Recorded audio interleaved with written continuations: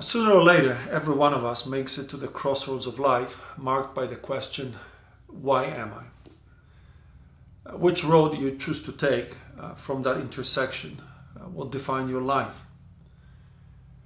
You can choose to take the road that is based on the conviction that you're just an accident of chance over time. If that's the choice, then you get to pick your life's purpose. It doesn't matter what you pick, because in a world that is based on the conviction that we come from nowhere and we're going nowhere, your choice doesn't matter, because in that world you don't matter.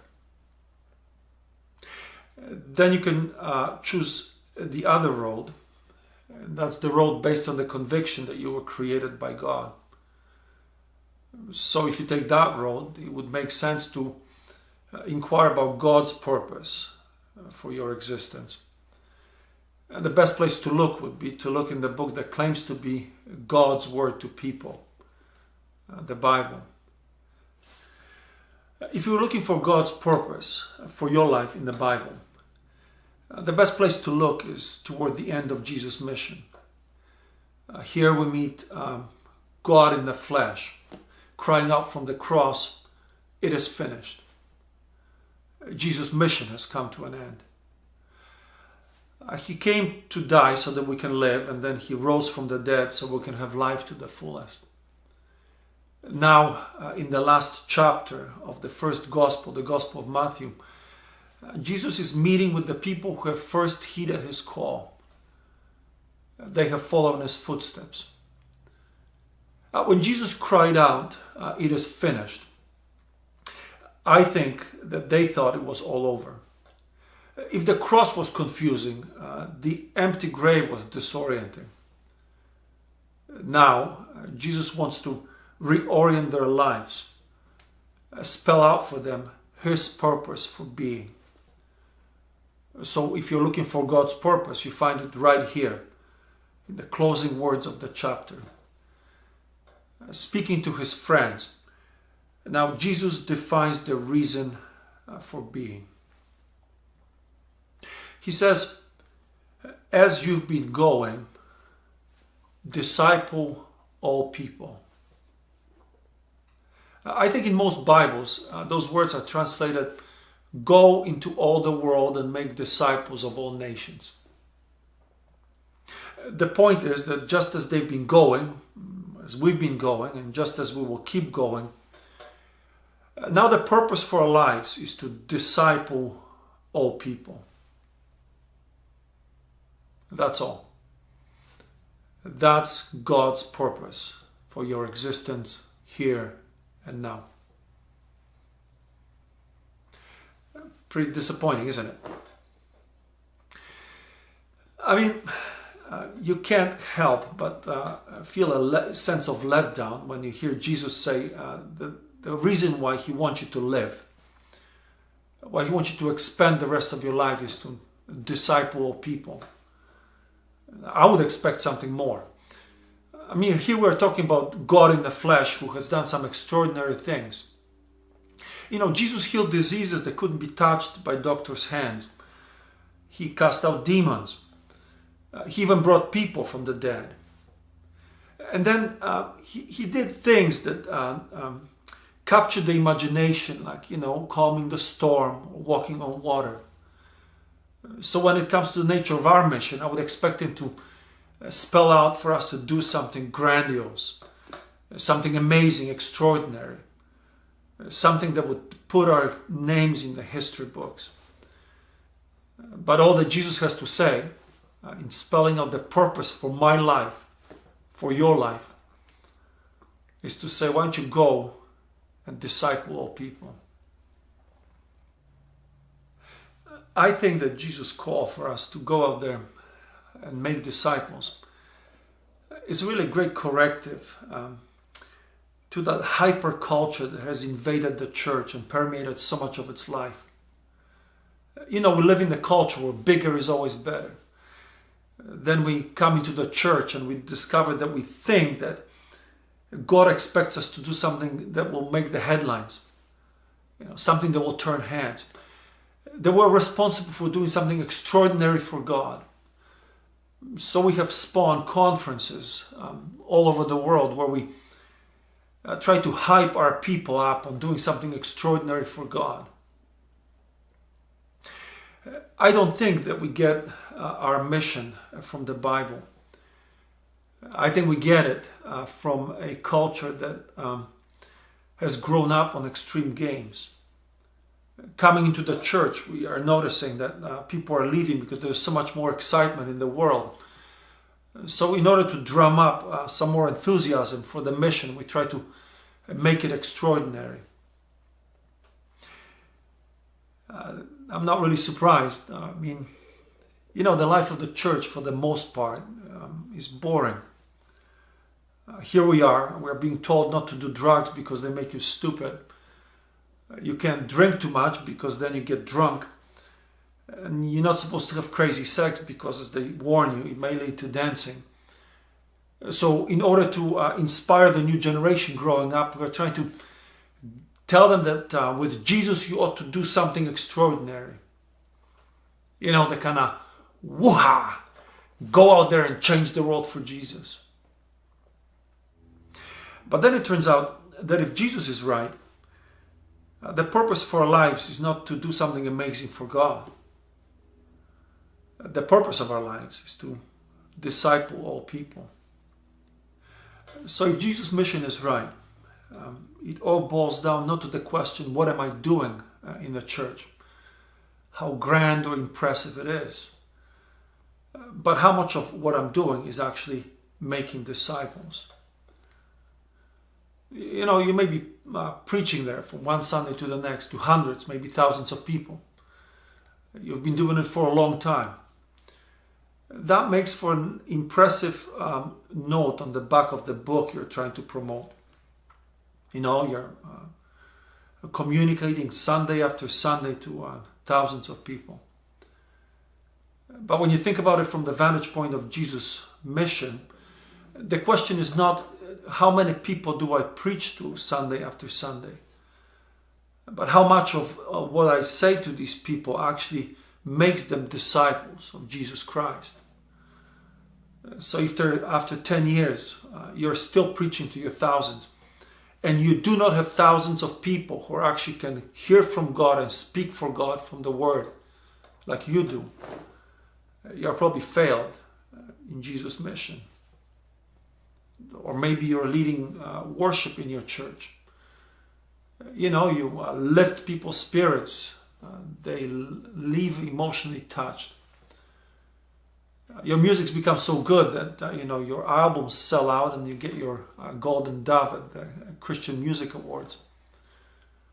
Here again, maybe an impressive accomplishment and a tremendous gift.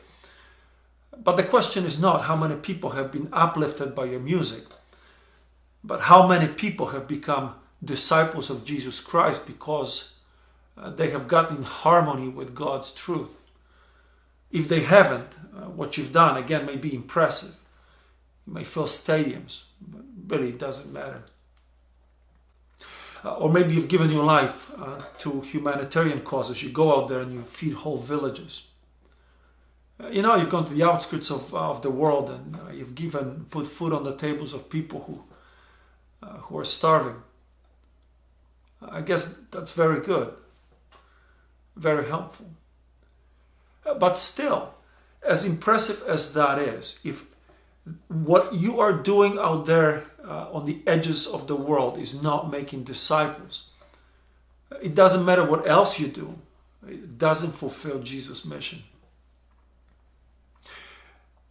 And I love this, that when it comes to Jesus' mission, when he spells it out for us, while we are thinking that we need to do something impressive and extraordinary, create a culture of dare when we tell people to do something extraordinary, Jesus doesn't seem to care. What he'd prefer instead is for us to go just as we were going and to disciple people. Make his disciples of the people who have not heard his name and don't know him. I think that Jesus' call for us to go and make disciples is also a great antidote to that all-pervasive spirit of meism in our culture. I think we have inherited a world of rampant individualism, and that mindset and philosophy have infiltrated our sanctuaries. I think from time to time that we think that Christianity is about that unholy trinity of me, myself, and I. It's all for me, what I can get out of it, what benefit there is in it for me. But when Jesus says, go and make disciples, he forces us to take our eyes off ourselves and to notice that this mission is about people out there, not about us. So it's not about you. It's not about me. It comes through us, but it is for the people who are out there. You can notice how much of what we do in God's name, in the name of Christ's mission, has become focused solely on what we get out of it. We advertise short-term missions. In the past, people went out there, they packed their belongings into coffins because they knew they had a couple of years to go before disease got them. So they knew that they were laying down their lives for the lives of other people. But now when we invite people to come on a mission trip, we tell them there will be a tremendous experience for them. They'll receive a great blessing. They will have a great time with God. They will come enriched. So the mission in the name of Jesus misses the point of Jesus' mission. Because Jesus' mission had nothing to do with us going because it's good for us. Paul didn't go into all the world because it was good for him. He got beaten, he got whipped, he was left for the dead a few times. I think Jesus captured that in that parable of the fruitful life. Remember, he said that the only way you can tell whether a tree is fruitful is by its fruit. A tree has no idea how its fruit tastes. You can try that. Have an interview with an apple tree and ask about the taste of its apples. I can assure you, an apple tree have no idea whether the fruit is good or bad. That's because the only way to determine the fruitfulness of a tree is by the taste of its fruit. But that determination does not come from a tree. It comes from people who pick that fruit and are sustained by it. In the same way, Jesus calling us to make disciples tells us that what determines the value of the mission is never what we get out of it. Always how much that mission helps other people to become Jesus' disciples. So Jesus' mission is a great antidote to that solipsism of us thinking that our relationship with God begins and ends with us. It doesn't. It comes through us. But Jesus wants us to notice that it's about the other people. I think that the greatest significance of Jesus' words is found in the warning and a paradox that those words embody. First of all, notice that speaking to the people who have followed the sound of Jesus' voice, who have walked in his footsteps for 3.5 years, Jesus defines their identity by telling them that they are his disciples to the extent to which they will go and continue to go, making other disciples. I find it significant because their discipleship is not defined by the initial call alone. It's not defined by the 3.5 years that they have faithfully walked with Jesus. All that matters. But it doesn't really matter unless from this moment on, every step they take is in the direction of making other disciples. In other words, the identity of a disciple is defined by making other disciples. So it doesn't really matter how long you've been in the church, how many Bible studies you've attended. It really doesn't matter how much ministry you have and what you're accomplishing or what you've accomplished. If you want to qualify as a disciple of Jesus Christ, you have to be making disciples. And if we're not making disciples of Jesus Christ, we are really not his disciples. And then there is that paradox that you notice. Notice that I think in hearing Jesus say, go and make disciples, we thought that what Jesus wants us to do is to give ourselves to the process of becoming better disciples so that we can get to the place where we're ready to make other disciples. At least this is what you notice in the practice of the Church of Jesus Christ in general.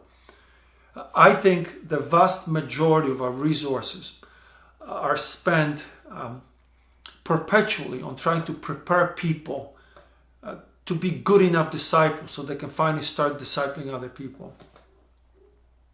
But then in frustration we notice that for some reason our people are not really making disciples. Sporadically they are, but the vast majority of them are not involved in discipling other people. And so we go back to the drawing board and we come up with another 2-year plan of equipping people to be ready to make disciples. And then again, in frustration, we notice that not much is going on as far as people actually making other disciples. And I think that that's because we put the cart before the horse. You see, when Jesus told us to disciple all people, he wasn't worried about us becoming his disciples. He was convinced that if we go out there and put our hand to the plow of disciple making, we will inevitably become his disciples in the process.